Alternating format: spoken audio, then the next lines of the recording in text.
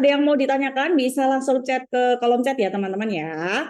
Oke baik, ini dia kisi-kisi prediksi UTBK 2025 untuk PPU dan juga PBM. Nah, mungkin kakak akan merangkum. Ini adalah beberapa materi yang itu memang sering banget ditanyakan ya. Jadi untuk PPU PBM itu adik-adik nggak usah khawatir. Kenapa? Karena memang semua soal-soal yang sudah kalian kerjakan di tryout dan juga gladi itu sudah sesuai dengan kisi-kisi yang dari tahun ke tahun itu pasti keluar gitu ya. Jadi mungkin adik-adik sekarang khususnya buat besok yang mau ujian itu nggak usah panik. Apalagi kemarin kan sudah gladi, sebelum-sebelumnya juga kita sudah tes standar ya, sudah 3 kali, 4 kali. Jadi kalau memang hasilnya itu sudah baik, nah itu nggak perlu khawatir ya, karena memang untuk subtes ini tidak ada perubahan yang signifikan. Jadi memang untuk apa yang sudah diteskan di tes standar dan gladi itu sudah sesuai dengan apa yang akan keluar besok. Seperti itu ya. Baik, langsung aja mungkin kita akan bahas satu persatu ya. Ini kita akan ke PPU dulu ya. Nih dia. Yang pertama itu majas ya. Nah, untuk majas ini tidak sering keluar, tapi pernah keluar gitu ya. Jadi ini akan aku mana yang prioritas, mana yang enggak gitu ya. Nah, kalau majas ini biasanya nanti berkaitan dengan makna lain gitu ya.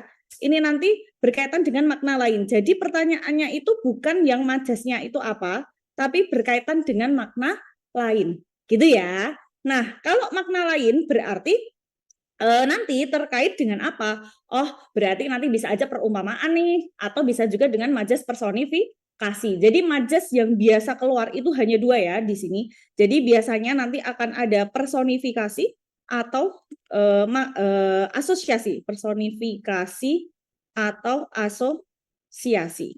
Asosiasi atau simile ya. Kalau personifikasi berarti nanti dalam teks, jadi modelnya tuh kayak di teks itu nanti mana ya yang mengandung makna lain kayak gitu ya. Nah, itu kadang itu yang ditanyakan itu berupa majas. Majas kan juga makna lain kayak gitu ya. Untuk contoh soalnya sebentar, aku akan cari ya di sini mengandung makna lain. Nah, ini seperti di soal kemarin yang gladi itu juga ada makna lain ya. Ini ya.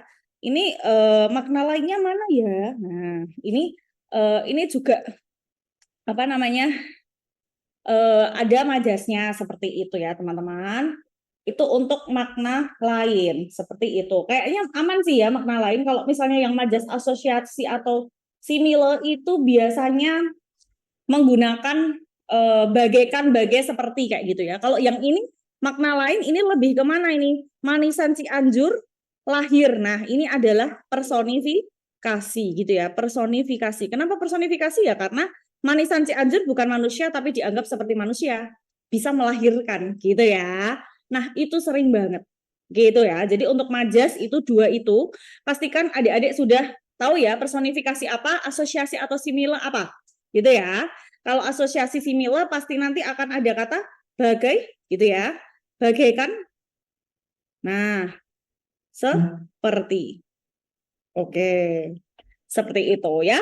Next ya, kita akan simpulan situasi. Nah, yang pertama kayaknya aman ya. Aman.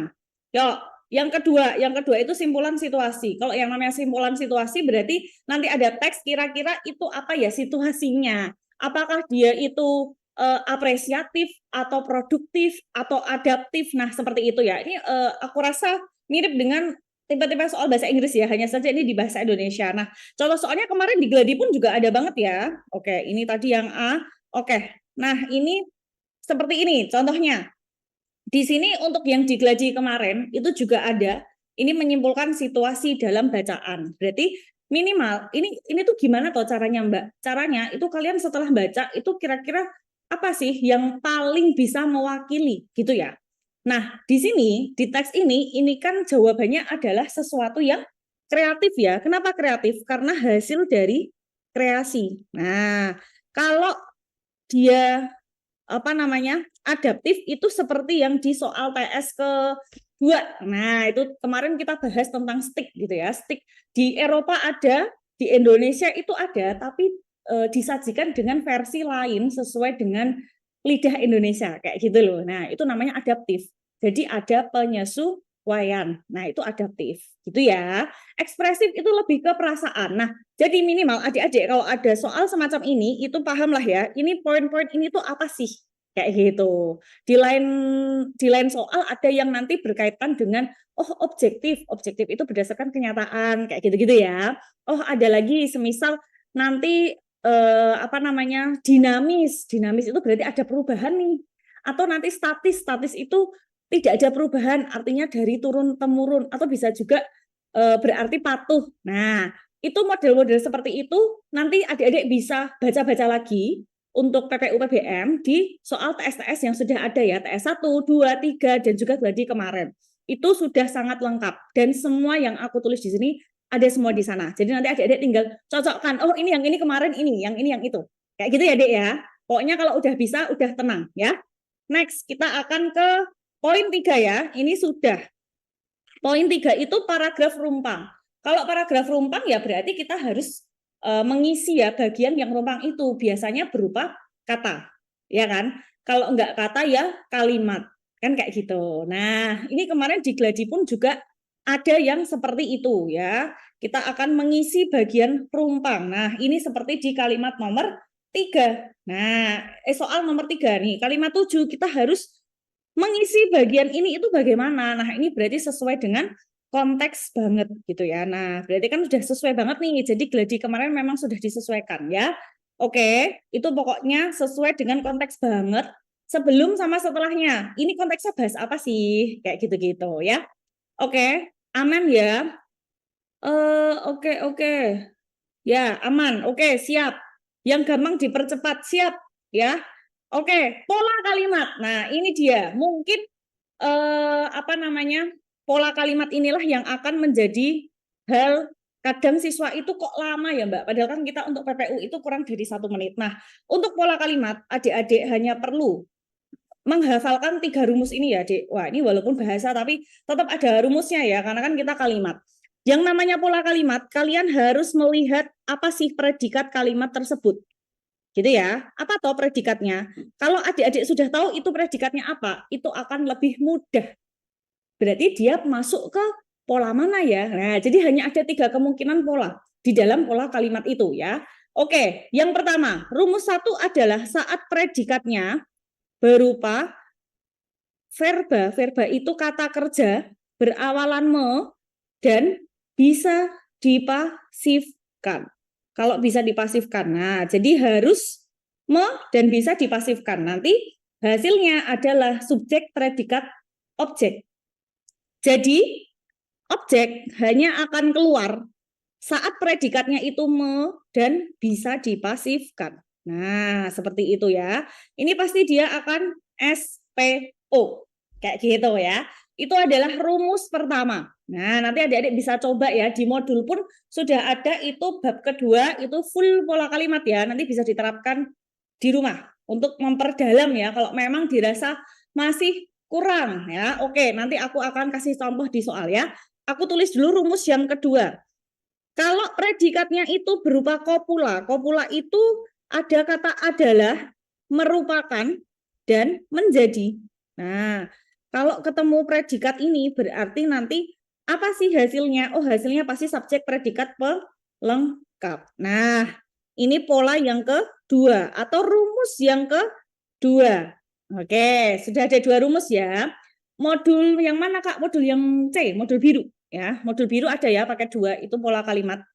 Oke, next. Ada rumus yang ketiga. Predikat apa ya? Sisanya. Oke. Jadi yang perlu adik-adik ingat kalau bahasa Indonesia itu beda dengan bahasa Inggris, predikatnya tidak harus kata kerja. Bisa aja kata benda, bisa aja kata sifat, gitu ya. Bisa aja kata dasar. Jadi nggak harus verba, gitu ya. Nah, untuk rumus yang ketiga ini predikatnya banyak, jadi sisanya. Kalau misalnya mau nggak bisa dipasifkan, berarti masuknya ke sini, gitu ya. Kalau mau bisa dipasifkan kan tadi SPO. Kalau predikatnya adalah merupakan menjadi, pasti SPPL, gitu ya.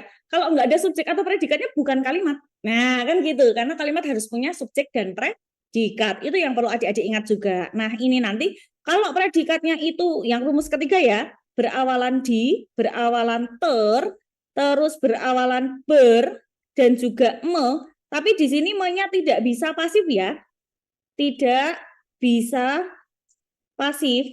Karena me itu nggak semuanya bisa pasif. Terus verba dasar itu kata dasar, misalnya ada kata ada, datang, pergi, gitu ya. Itu kata dasar, nggak ada imbuhannya. Terus bisa juga berupa nomina. Nomina itu kata benda, boleh kok nomina jadi predikat. Atau kata sifat alias adjektiva. Nah, kalau masuk ke rumus 3 ini, berarti hasilnya adalah ada 2 kemungkinan ya. Bisa subjek, predikat, pelengkap, atau subjek, predikat, keterangan. Oke, jadi ini potensi yang akan muncul. Subjek, predikat, pelengkap, atau subjek, predikat, keterangan. Begitu ya. Dan masih pola ini nanti kan pengembangannya banyak ya, Dik ya. Jadi kayak misalnya SPO. SPO itu nanti bisa juga SPOK, bisa juga SPO PEL, bisa juga SPO PELK, gitu toh. Tapi kan yang penting bisa dipastikan apa enggak, ada objeknya apa enggak, itu yang paling penting. Jadi yang di highlight itu pertama kali untuk memfilter soal biar cepat, oh ada objeknya apa enggak ya. Kalau ada objeknya berarti lihat predikatnya, mau bisa dipasifkan enggak? Contoh, menerima, diterima, oh bisa. Gitu ya. Terus misalnya memberikan, diberikan, oh bisa. Nah, kalau mau nggak bisa pasif, masuknya ke sini. Contoh, misalnya ada kata menyanyi, dinyanyi, nggak bisa kan? Kalau menyanyikan, dinyanyikan bisa. Berarti kalau predikatnya menyanyikan, belakangnya objek. Tapi kalau predikatnya menyanyi, belakangnya bukan objek, bisa pelengkap, bisa keterangan. Karena menyanyi tidak bisa diubah jadi dinyanyi. Gitu ya. Jadi seperti itu, siasatnya seperti itu ya, Dek. Jadi biar adik-adik bisa cepat untuk menentukan ini masuk pola yang mana. Oke. Nah, ini 3 rumus ini yang perlu kalian hafalkan. Jadi kalau biar enak nanti predikatnya apa sih gitu. Jadi misalnya nanti di soal itu nggak ada objeknya, kalau di paragraf itu kalimat 1, 2, oh ada mau bisa dipasifkan, berarti itu jelas bukan jawabannya. Gitu ya. Setelah berarti pel. Iya benar. Ini loh. Ber itu kan rumus yang ketiga. Yang ada objeknya hanya yang rumus 1 ya. Yang ada objeknya hanya yang rumus 1 yang bisa dipasifkan. Oke. Jadi ini tadi rumus 1 ya, rumus 1, rumus 2 dan rumus 3. Oke.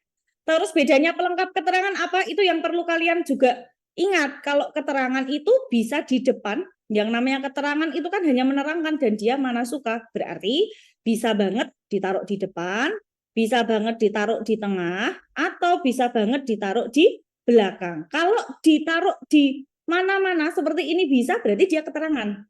Kalau hanya bisa di belakang kok, berarti pelengkap. Gitu ya. Jadi kalau keterangan bisa di depan, tengah, sama akhir. Kalau pelengkap itu hanya bisa di belakang. Gitu ya. Hanya bisa di belakang, gitu ya. Kalau keterangan ini tadi ya bisa di depan, di tengah, sama di akhir. Itulah perbedaan dari pelengkap dan keterangan. Oke, begitu ya. Jadi ini tolong dihafalkan. Nah, mungkin bisa di SS juga ya, karena nanti biar bisa enak. Kita contoh ke soal ya. Kita contoh ke soal. Oke, baik. Aman? Oke, yuk kita ke soal yang gladi kemarin. Kemarin gladi ada juga kok pola kalimat, ini dia. Kalau mau cepat lihat predikatnya, ya kan? Predikatnya apa? Tertidur, ter. Berarti kita cari, kalau mau enak lagi, lihat predikatnya yang juga sama-sama pasif, ter atau di, gitu ya. Nah, ini kalimat 2, predikatnya apa kalimat 2?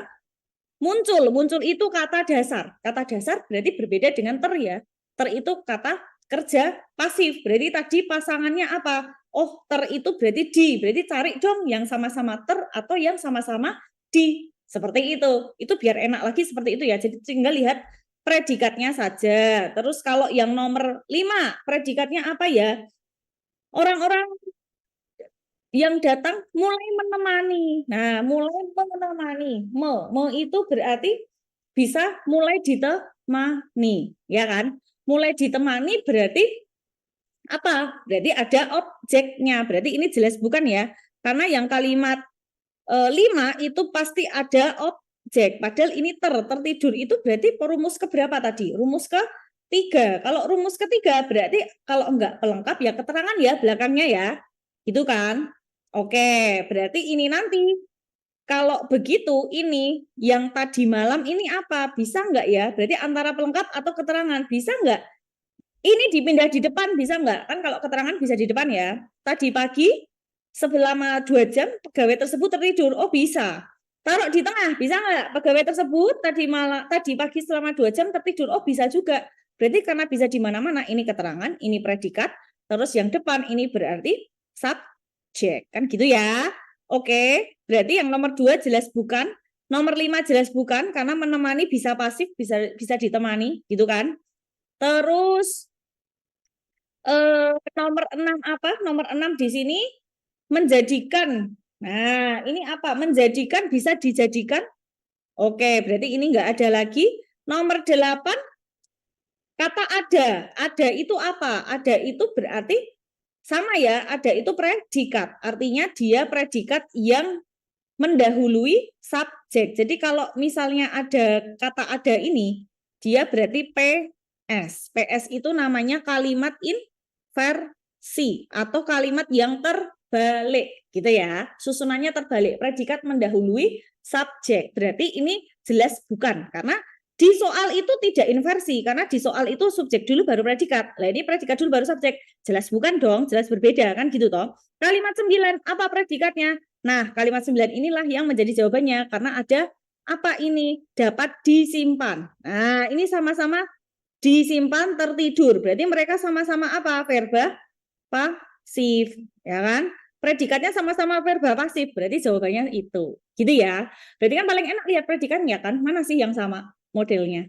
Gitu ya, Dek ya. Selain melihat rumus bisa juga melihat predikatnya. Rumus pun juga berdasarkan predikatnya apa. Oke, mau di SS dulu boleh nih, monggo, yuk. 5, 4, 3, 2, 1. Oke, lanjut ya, paham ya? Nanti bisa dihafalkan lagi setelah sesi ini, karena aku mau merangkum semuanya dulu ya. Oke, pola kalimat clear, analogi kata. Analogi kata, aman ya, ini adalah hubungan kata. Kalau hubungan kata berarti kita tinggal gimana caranya? Sisipi saja ya, sisipi kata, ya kan? Disisipi aja.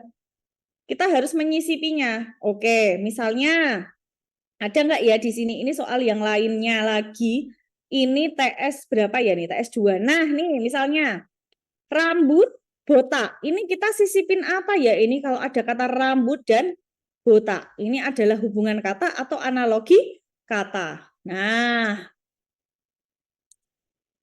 jadi kalau pola kalimat langsung cari predikatnya yang sama, bisa. Jadi pastikan predikatnya benar ya. Oke ya. Rambut yang botak, apakah yang botak? Tidak ya, di sini. Oke, itu berpasangan. Di sama ter sama-sama pasif, me sama ber sama-sama aktif. Berarti prioritaskan yang sama-sama itu. Jadi aku kembali sebentar. Ini diprioritaskan, ini kan mereka sama. Ini yang paling atas itu pasif, yang ini aktif, ya kan? Verba dasar ya verba dasar, nomina kata benda, adjektiva kata sifat, gitu ya. Oke, ini berarti kan kita bisa sisipi tanpa rambut akan botak, gitu ya. Berarti tanpa udara akan apa? Oh, akan hampa, gitu ya. Seperti itu ya. Kalau iya nggak bisa, emangnya rambut yang botak, yang namanya botak itu kepala ya, kayak gitu ya. Jadi tidak bisa ya rambut itu botak tanpa rambut, oke? Jadi seperti itu, aman, aman guys, oke ya. Ini analogi kata itu juga ada banget di modul kalian di PPU paket 3 ya, paket 3 atau paket 4. Dalam kondisi bisa juga ya. Oke, botak dalam rambut dalam kondisi botak. Nggak bisa dalam kondisi nggak bisa. Oke, aman hubungan analogi, aman ya. Kita satu persatu nanti kita urutkan ya. Ini yang mana, ini yang mana. Perubahan makna. Nah, kalau perubahan makna itu apa aja ya? Ini berarti bisa saja makna asosiatif, ya enggak? Nah, perubahan makna ini bisa aja nanti larinya makna asosiatif. Asosiatif itu berarti makna yang terkait gitu ya. Makna yang terkait yang mana kan gitu toh. Oke, mari kita ceki lagi nih. Kita di soal kemarin ada kok ya. Kita cari yuk makna asosiatif soal nomor berapa ya. Oh, ini juga ada ini kemarin hubungan kata nih kalau kurang. Apa ini hubungan kata? Pembelajaran dan teknologi. Pembelajaran menggunakan teknologi. Penerangan menggunakan apa? Cahaya. Gitu ya. Oke ya. Lampu alatnya ya guys ya. Tapi kan dia ada cahaya. Gitu ya. Oke, ini sebentar kita ke asosiasi. Ini dia. Yuk. Asosiasi yang ini ya, contohnya ya, asosiasi perubahan makna. Nanti berarti kita akan ke makna yang terkait dengan kata mandiri di nomor 3. Nah, kata mandiri itu apa guys? Di sini siswa belajar mandiri. Belajar mandiri artinya belajar secara otodidak, gitu ya. Karena apa namanya? Oke, ya. Jadi di sini belajar mandiri autodidak, gitu ya. Oke, baik. Oke, siap. Ya, lanjut ya. Kita ke sini. Apa ini ya? Kalimat efektif. Oh ya, sebentar. Mana tadi ya? Wait. Soal sebelumnya ini ya. Wait, ini ya, saya bentar. Ini pembelajaran menggunakan teknologi, terus apa? Penerangan menggunakan apa? Nah, cahaya atau lampu. Nah, ini ada yang jawab lampu ya, guys ya. Oke, baik. Ya. Oke, ini kalau sinar itu jelas bukan, ya toh? Kalau dia lampu ya udah itu alatnya ya. Oke, siap. Di ChatGPT. Tolong jangan dari ChatGPT, tolong ya. Oke, yuk aman ya. Kita ke kalimat efektif. Nah, ini juga banyak banget kalimat efektif. Kalimat efektif itu nanti biasanya lari ke kalimat logis dan tidak logis. Logis atau tidak logis. Oke, aku akan banyak membahas ini karena untuk soal logis dan tidak logis itu biasanya akan apa namanya banyak dan isian. Jadi isian itu logis dan tidak logis itu akan ada, gitu ya. Yuk, mari yuk kita akan ke sini. Logis dan tidak logis. Yang namanya logis dan tidak logis, logis. Yang namanya logis berarti harus apa? Jadi yang perlu diingat-ingat, kalimat itu harus ada apa guys? Harus ada subjek dan predikat. Nah, ini harus diingat-ingat. Jadi kalau pertanyaannya logis dan nggak logis, langsung cek SP-nya lengkap atau enggak. Cek SP. SP harus ada, harus lengkap. Gitu ya. Harus lengkap. Baik, mari kita lihat kalimat 3. Kalimat 3 itu apa? Kalimat 3 di sini SP-nya ada apa enggak? Coba, ini ya, hasil penelitian sebelumnya menunjukkan. Nah, berarti ada toh? Kalimat 4. Apa kalimat 4? Keteladanan seperti kegiatan orang tua membaca. Nah, ini masih kurang ya toh, ada kata masih kurang. Seberita ditemui di sana, oke, predikatnya masih kurang. Berarti aman ya. Kalimat 5, SP-nya ada apa enggak? Kalimat 5, literasi dini, P-nya akan tumbuh. Berarti aman. Kalimat 6. Nah, ini dia, ada kata dalam. Nah, ada kata dalam itu namanya preposisi. P-nya adalah dituntut. Nah, jadi yang perlu diingat lagi bahwa subjek tidak bisa diawali preposisi. Jadi kalau logis nggak logis, itu biasanya sebentar diawali preposisi. Nah, logis nggak logis itu kalau subjeknya hilang itu biasanya ada kata preposisinya.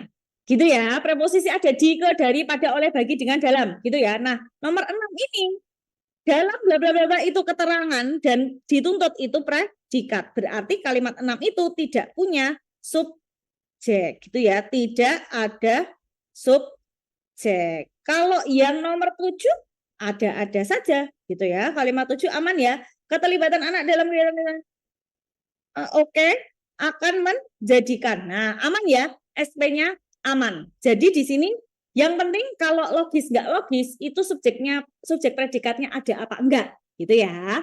Terus kalau ada dua biasanya ya, subjeknya dihilangkan atau predikatnya dihilangkan.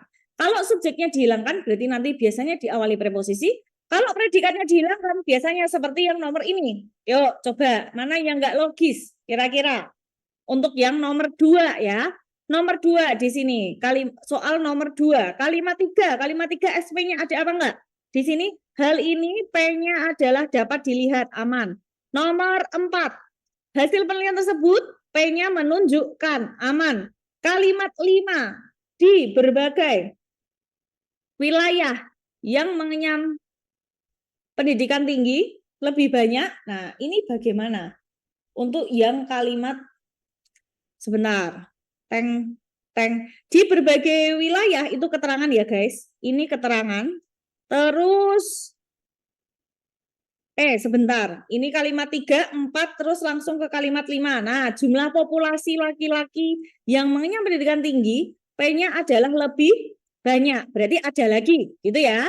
Terus yang kalimat 6. Kalimat 6 itu hal ini yang diamati di hampir bla bla bla bla bla bla bla bla bla. Nah, ini dia yang salah. Karena kalimat 6 ini tidak ada predikat. Jadi, tolong diingat-ingat kalau tidak ada predikatnya itu berarti biasanya ada perluasan yang ini gitu ya.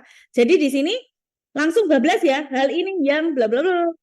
Nah, kalau yangnya hilang baru ini S diamati P.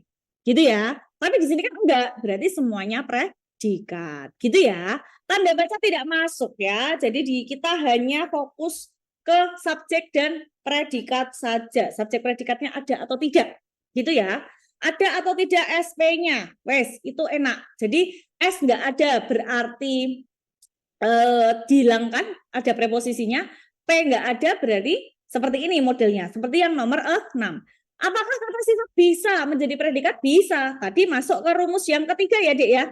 Nih, rumus yang ketiga ada SPPL dan SPK. Oke?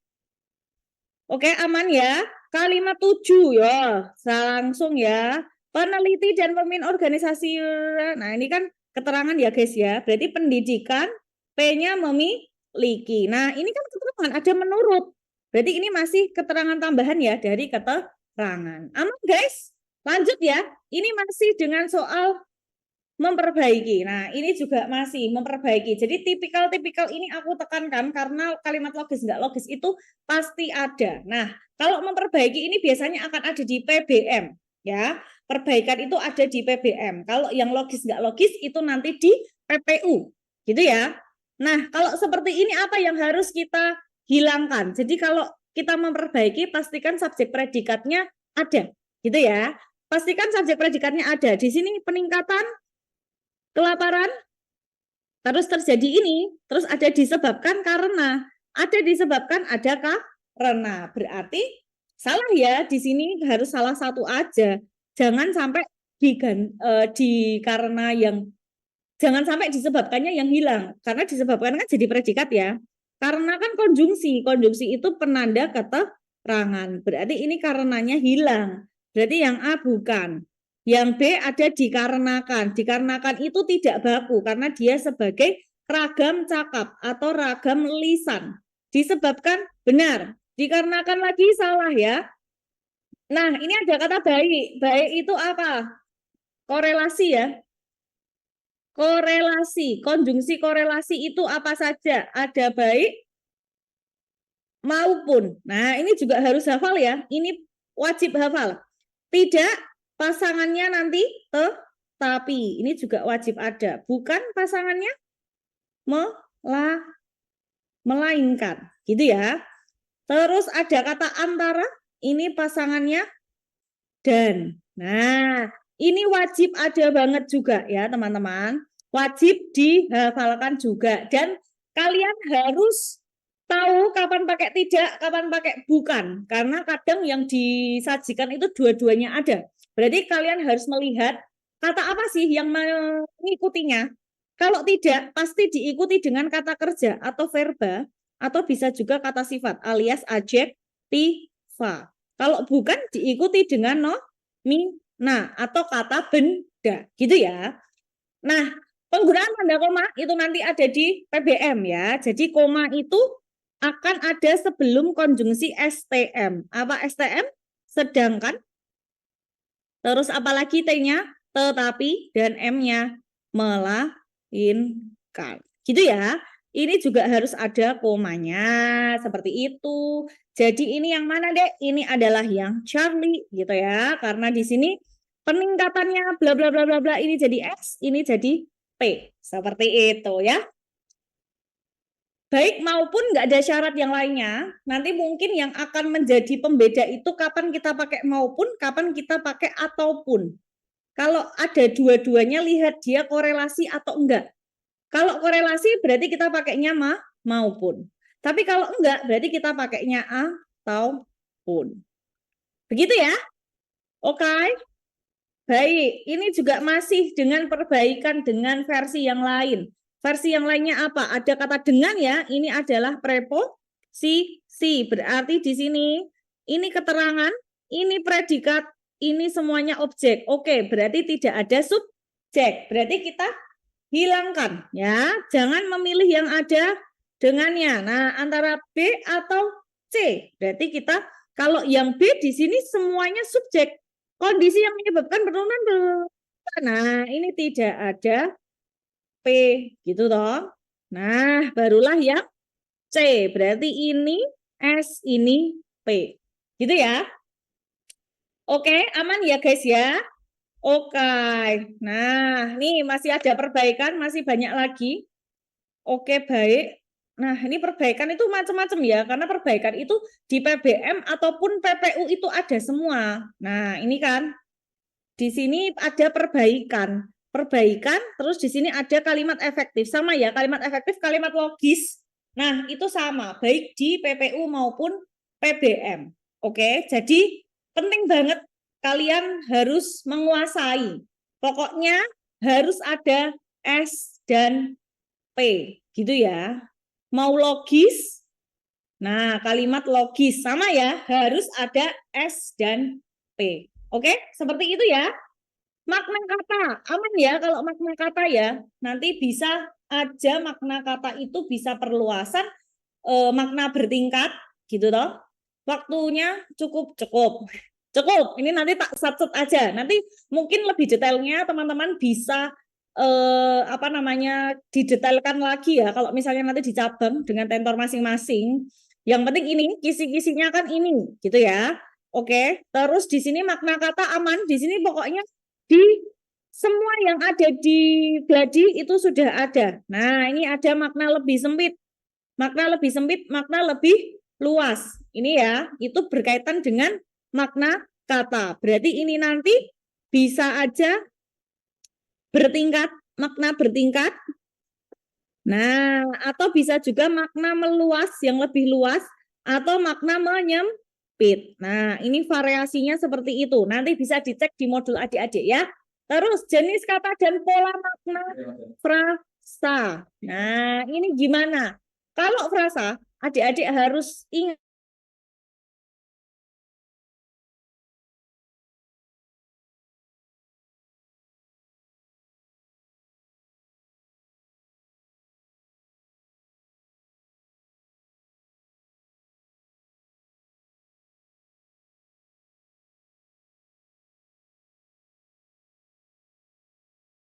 Aja sisipi kata.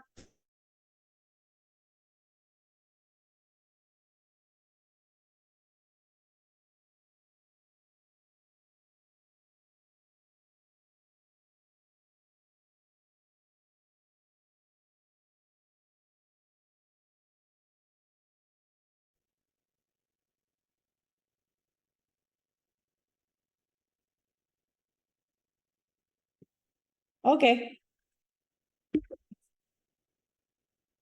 Like, oke, aman-aman. Halo semuanya, masih terhubung, sudah aman, sudah bersamaku semuanya.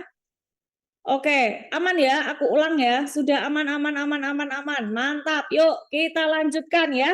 Kita wes aja ya guys ya.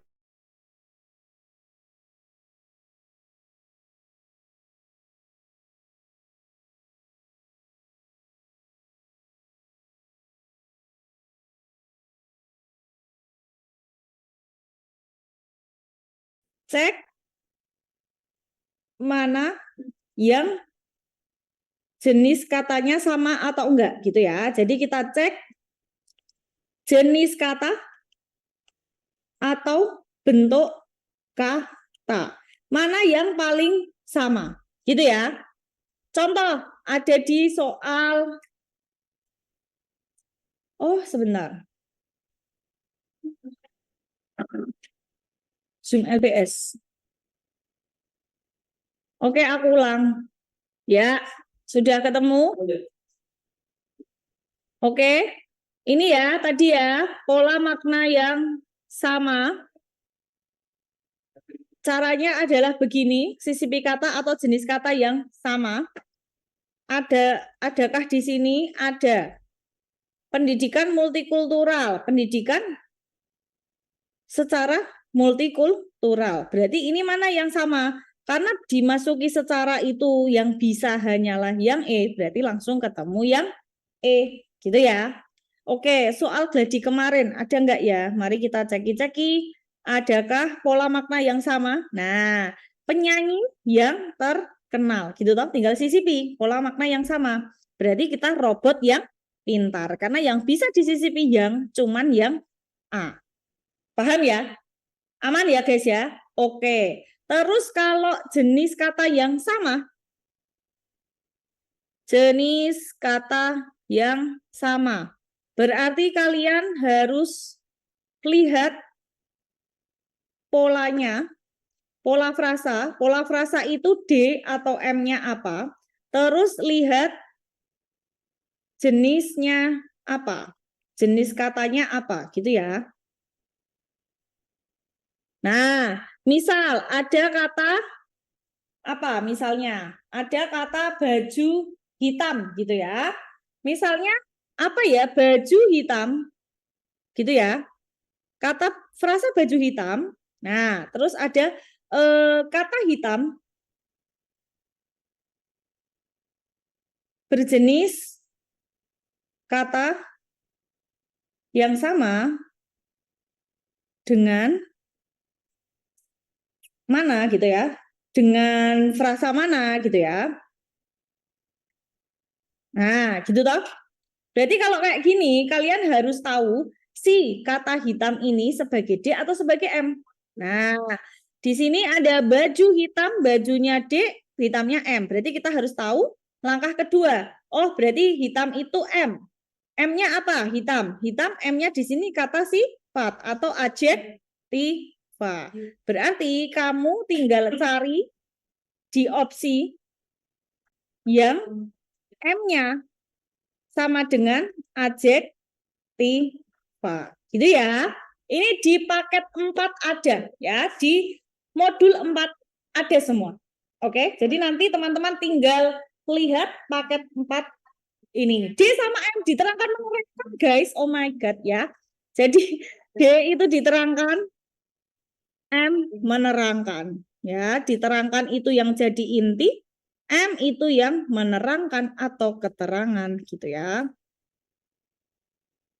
Oke, ini harus diingat-ingat lagi ya. Jadi ini model frasa ada 2 tipe ini. Nanti itu di paket 4 modul biru ada juga. Oke, ya. Baik. Lanjut kita ke sini ya. Sinonim antonim aman ya ini ya. Sinonim antonim aman.